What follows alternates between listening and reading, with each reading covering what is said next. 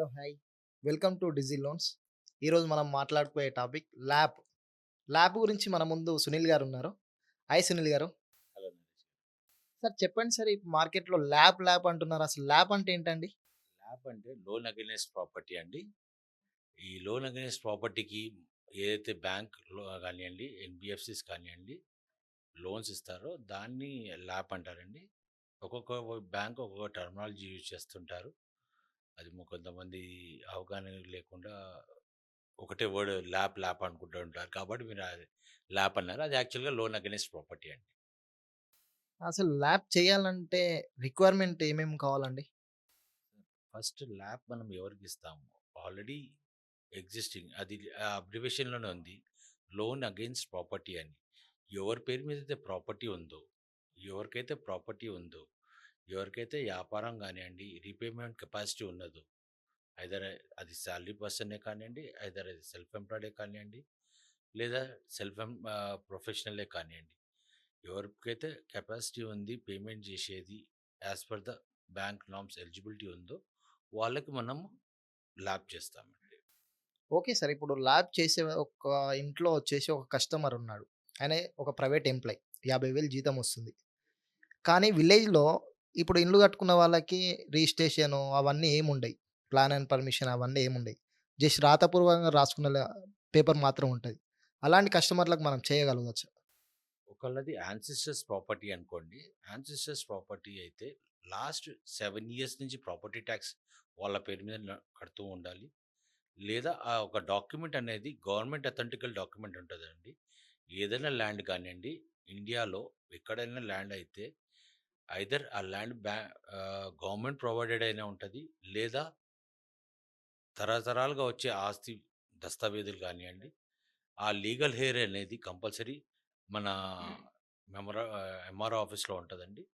Mandal revenue ఆఫీస్‌లో ఉంటది. ఆ రికార్డ్స్ ప్రకారంగా ఏదో ఒక డాక్యుమెంట్ ఉంటదండి. పహానీల నుంచి తర్వాత కన్వర్షన్ కావడము, ఆ ల్యాండ్ కన్వర్షన్ అయిన తర్వాత పొలాల తర్వాత, ఆ కన్వర్షన్ అయిన తర్వాత వాళ్ళ భాగస్వామ్యం కావడము, లేకపోతే తండ్రి నుంచి పినతండ్రికి రావడము, పినతండ్రి నుంచి వాళ్ళ పిల్లలకి రావడము, వాళ్ళ పిల్లల నుంచి ఇంకో పిల్లలకి అలా తరతరాలుగా వచ్చిన ఏదో ఒక డాక్యుమెంట్ ఉంటదండి. ఆ డాక్యుమెంట్ బేస్ చేసుకుంటామండి నంబర్ 1. తర్వాత లాస్ట్ 7 ఇయర్స్ నుంచి మనకు ప్రాపర్టీ టాక్స్ కడుతున్నా, దాని మీద కూడా మనం బేస్ చేసుకొని ఆ ప్రాపర్టీని ప్లెడ్జ్ చేయడానికి అవకాశం ఉంటది. Okay sir. ఇప్పుడు ల్యాప్ చేయాలంటే మినిమమ్ ఎన్ని స్క్వేర్ యార్డ్స్ ఉంటే మనం ల్యాప్ అనేది ప్రొవైడ్ చేయగలుగుతాం లోన్? ఇప్పుడు కొన్ని ఎన్‌బీఎఫ్‌సీస్ ఉన్నాయండి. 50 గజాలు కూడా చేస్తున్నాయి. కొన్ని ఎన్‌బీఎఫ్‌సీస్ ఉన్నాయి. 70 మినిమమ్ చూస్తారు. మాక్సిమం అయితే 100 స్క్వేర్ యార్డ్స్ ఉండాలండి. అండ్ ఫ్లాట్‌లోకొచ్చేసరికి మినిమమ్ 500 ఎస్ఎఫ్‌టి పైనుండాలి. కానీ కాల్ తీసుకుంటారండి as per the requirement. Okay. ఇప్పుడు బిజినెస్ అని జెప్పారు సార్ మీరు. బిజినెస్ అంటే జస్ట్ ఒక పానీపూరి సెంటర్ ఉంటది. అతనికి ఒక ఇల్లు గావాలి. బిజినెస్ అంటే బ్యాంకింగ్ త్రూ ఐటీఆర్ అన్ని ఆయన బిజినెస్ చేస్తాడు. ఆయనకి ఇల్లు పైన లోన్ గావాలి. అలాంటి కస్టమర్‌కి మనం ప్రొవైడ్ చేయగలుగుతామా? ఎవరికైతే ఇన్‌కమ్ డాక్యుమెంట్స్ లేదో, అంటే వాళ్ళు ఎగ్జెంప్షన్ కింద వచ్చారు. లేదా నామినల్‌గా బిజినెస్ రన్ చేస్తున్నారు. బట్ వాళ్ళకి బిజినెస్ ప్రూఫ్ ఉంది. స్టేబుల్ బిజినెస్ ఉంది. అది ఫర్ ఎగ్జాంపుల్ టిఫిన్ సెంటర్స్ కావచ్చు, లేదా ఈరోజు చూస్తున్న కిరాణా షాప్స్ కావచ్చు. జనరల్ లైక్ మన కు కుట్టు మిషన్ నుండి ఏదో కుట్టు మిషన్ చేసుకుంటూ, కుట్టుకుంటూ టైలరింగ్ కావచ్చు. లేదా ఫోటోషాప్ చేసేవాళ్ళు కానియండి, లేదా వీడియోగ్రఫీ చేసేవాళ్ళు కానియండి. వీళ్ళందరూ బిజినెస్‌లోకి వస్తారండి. కాకపోతే వీళ్ళకి రిజిస్ట్రేషన్స్ అనేది ఒకటి ఉంటదండి. ఆ రిజిస్ట్రేషన్ ఒకటి గవర్నమెంట్ రిజిస్ట్రేషన్ ఒకటి మ్యాండేటరీగా చూస్తాము. వాళ్ళ బ్యాంకింగ్ సెక్టార్ చూస్తామండి. బ్యాంకింగ్ ఎలా ఉన్నాయి? వాళ్ళ బ్యాంకింగ్ హ్యాబిట్స్ ఎలా ఉన్నాయి? రెగ్యులర్‌గా వీళ్ళు వచ్చే బ్యాంక్స్ ఎలా ఉన్నాయి? కస్టమర్స్ ఎలా పే చేస్తున్నారు? ఈరోజు మనకి తెలుసు యూపీఐ వచ్చిన తర్వాత మాక్సిమం 90% అందరూ గూగుల్ పే కానియండి, ఫోన్‌పే కానియండి, ఏదో ఒకటి విధంగా వాళ్ళు అకౌంట్ పేయే చేస్తున్నారు. సో, ఆ అకౌంట్‌ని బేస్ చేసుకొని ఆయన ఇన్‌కమ్‌ని మనం అనలైజ్ చేసి, ఆ ప్రాపర్టీకి వాల్యూ కట్టిన తర్వాత ఆ ప్రాపర్టీని మనం ఇస్తామండి. ఓకే. ఇప్పుడు ఒక ఇంట్లో ఇద్దరు బ్రదర్స్ ఉంటారు. అన్‌మ్యారీడ్ ఇద్దరు. ఆ ఇల్లు మాత్రం ఒక అతని పేరు పైన ఉంటుంది. ఒక పెద్ద అతని పైన.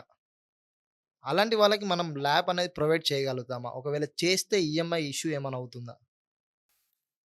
అన్నదమ్ములుంటే ప్రాబ్లమ్ లేదండి. చేయొచ్చు. అన్నదమ్ముల ఇన్‌కమ్ కన్సిడర్ చేస్తాము. యాక్చువల్‌గా ఇన్‌కమ్ కన్సిడర్ చేయాలంటే ఫ్యామిలీ బ్లడ్ రిలేటెడ్ వాళ్ళే ఉండాలి. ఐదర్ తల్లిదండ్రులు, వాళ్ళ పిల్లలు వీళ్ళని కన్సిడర్ చేస్తాము. ఇన్‌కేస్ వీళ్ళకి పెళ్ళిళ్ళు అయిపోయినా కూడా వీళ్ళ భార్యలను కూడా మనం కన్సిడర్ చేస్తాము. సో, ఇది ఎంటైర్ ఫ్యామిలీ కింద తీసుకుంటాము. తీసుకొని ఫ్యామిలీ ఇన్‌కమ్ కింద మనం కన్సిడర్ చేస్తాము. వీటిని మనము హెచ్‌యుఎఫ్ కూడా అంటాము. సో, ఫ్యామిలీకి ఇన్‌కమ్‌ని కన్సిడర్ చేసి వాళ్ళ ఇన్‌కమ్‌ని బేస్ చేసుకొని ప్రాపర్టీ వాల్యూ మీద మనం మాక్సిమం చూసి చేస్తాము. ఇప్పుడు ఆ ఇంట్లో ఒక్కరే ఎంప్లాయీ ఉన్నా మనం లోన్ ప్రొవైడ్ చేయొచ్చా? ఇద్దరు ఎంప్లాయీ కావాలా? నేననేది ఫ్యామిలీ ఇన్‌కమ్ సోర్స్. ఒక ఫ్యామిలీలో ఎంప్లాయీ ఉండొచ్చు. ఒకటే ఫ్యామిలీలో బిజినెస్ వాళ్ళు కూడా కావచ్చు. బట్ ఆ ఎంప్లాయీకి మనం వాళ్ళ ఫ్యామిలీ ఇన్‌కమ్‌ని బేస్ చేసుకొని చేసేటప్పుడు, ఆ ఫ్యామిలీలో ఎవరు ఏ పని చేస్తున్నారనేది చూడొచ్చు. ఆళ్ళు ఒక్కళ్ళే కావచ్చు, ఇద్దరే కావచ్చు, ముగ్గురే కావచ్చండి. Okay sir. Okay sir. Thank you Sunil గారు.